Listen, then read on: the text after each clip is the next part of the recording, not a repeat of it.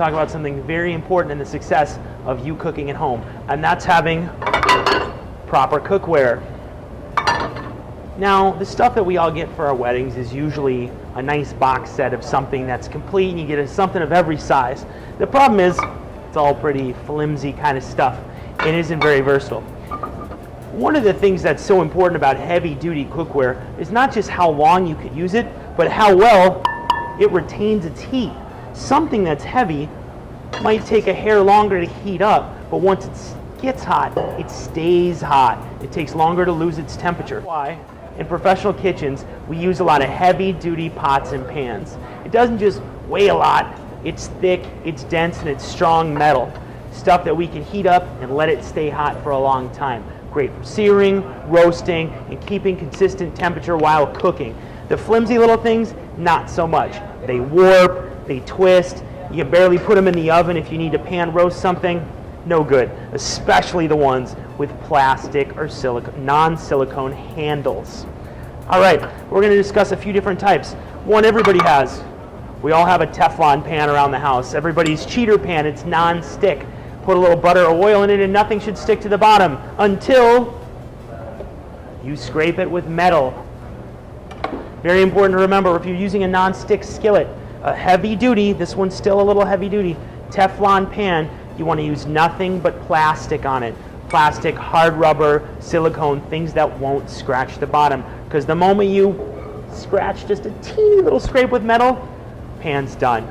Also remember that they do have a certain shelf life.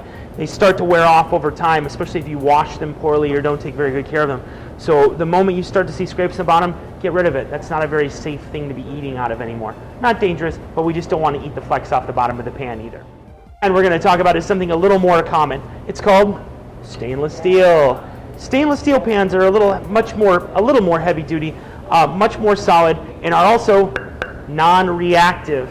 That way you can put tomatoes or things with more acidity in these and it won't stain or discolor. It won't give something an off flavor like happens sometimes in aluminum with onions and garlic, tomatoes.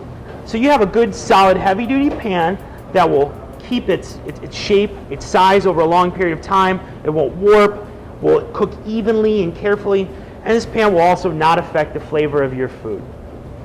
All-Clad's a great brand for these, to be perfectly honest. They're a little more expensive, but one will last you the rest of your life. We have pots that are stainless steel too.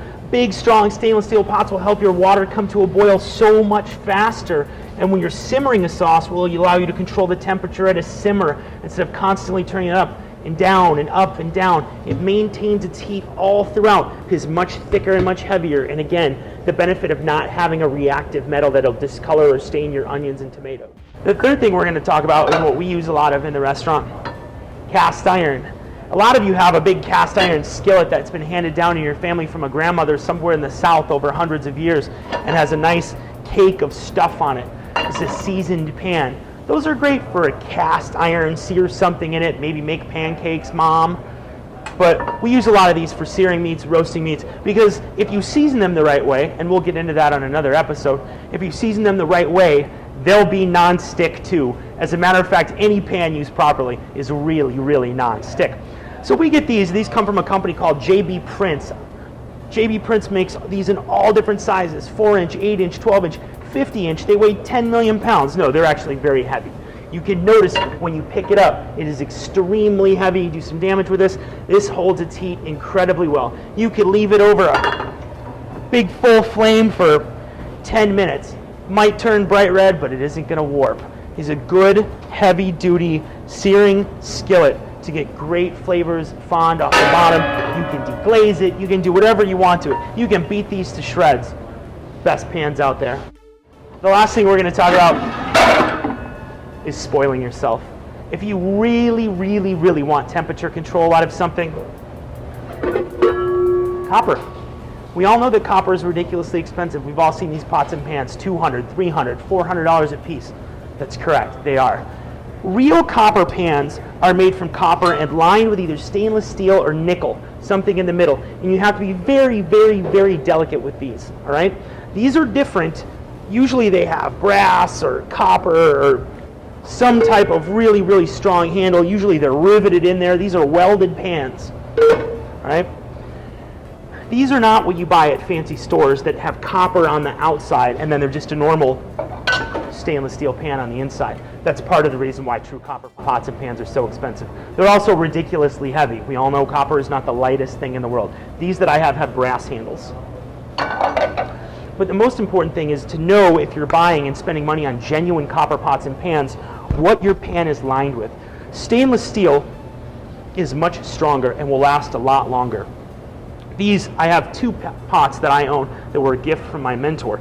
These are nickel lined. You have to be incredibly careful and delicate with these. You can eventually, if you mistreat them, scrape the nickel off the bottom. You can take them to a metal shop and have them relined. That's just fine.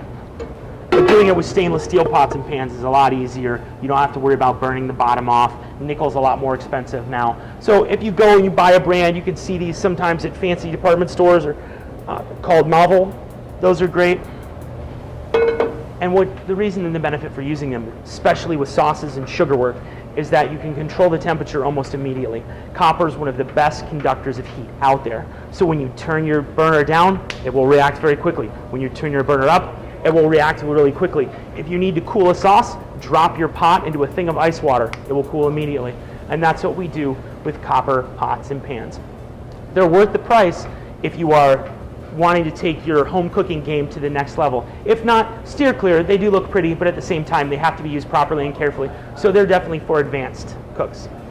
Now that's kind of the story. Obviously, you pick your own preferences to how you want to go about doing it, but if you're ready to up your home game, maybe it's time to look at your pots and pans. Have a great day, and we'll do it again soon.